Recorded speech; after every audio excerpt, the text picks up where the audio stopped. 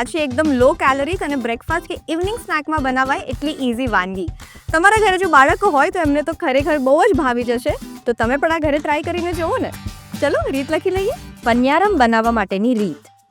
એક વઘારિયામાં Tirupati refined cotton seed ઓઇલને ગરમ કરી લઈશું. તેમાં રાઈ, અડદની દાળ, હિંગ, સમારેલું લીલું મરચું અને લીમડાના પાનને એડ કરીને વઘાર તૈયાર કરી લઈશું.